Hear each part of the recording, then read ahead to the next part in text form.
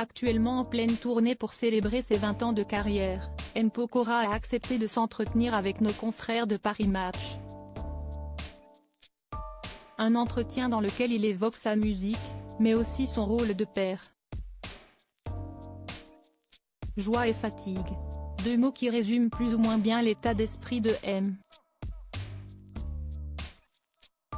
Pokora en ce moment. Le gagnant de la saison 3 de l'émission Popstar, qui est de retour, avec le groupe Link Up multiplie les dates pour sa tournée Épicentre, qui est consacrée à ses 20 ans de carrière.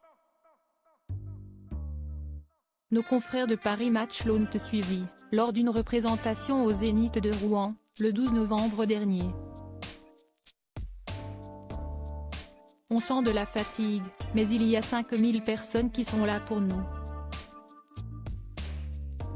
Qui ont payé pour nous voir. Alors on y va, comme hier, comme avant-hier, on donne tout, a-t-il expliqué au magazine, lui qui a toujours été très reconnaissant de l'amour que lui portent ses fans. Ces derniers ont toujours été à ses côtés, et lui a toujours adoré cette communion avec son public.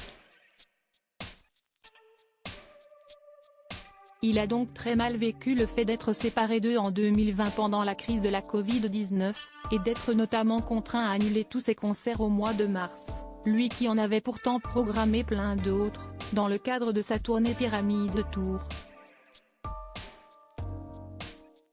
Néanmoins, cette césure a été un mal pour un bien, affirme-t-il à Paris Match. Pourquoi ? Car au moment où, la mort dans l'âme, je mettais un terme à ce projet, naissait mon premier enfant. J'ai eu tous le temps nécessaire pour créer un lien avec Isaiah. M. Pokora papa impliqué un enfant qui est né le 20 janvier 2020 de sa relation avec la chanteuse américaine Christina Milian, déjà mère d'une fille prénommée Violet, qu'elle a eue avec le rappeur The Dream. Quelques mois plus tard, en décembre, le couple se mariait. Et si est-il l'année suivante, le 24 avril 2021 plus précisément, que les deux tourtereaux accueillaient leur deuxième enfant, Kenna. Un deuxième garçon, pour qui M. Pokora a également été très disponible dès le début, comme pour son frère, j'ai pris le temps d'être un père présent, de créer un lien quand c'était le plus important pour lui. Peut-être que, si j'avais été sur les routes, j'aurais raté sa naissance ou ses premiers pas.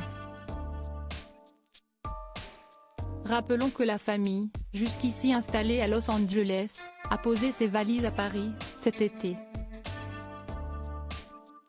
Un choix de l'artiste, qui voulait que ses enfants aillent à l'école en France. Aux États-Unis, ce n'est pas la même culture. Il n'y a pas de culture générale comme en France.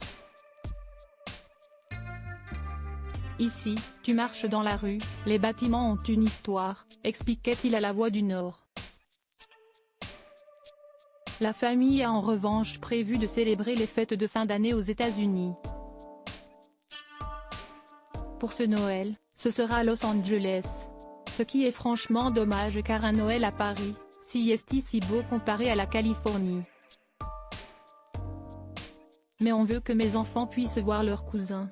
L'an prochain, on essaiera de ramener toute la famille à Paris pour le fêter ici, révélait Christina Milian à Paris Match en novembre. Le couple s'était rencontré en 2017, à Los Angeles justement. Il lui fait la cour à l'ancienne et elle tombe sous le charme, écrivent nos confrères de Paris Match.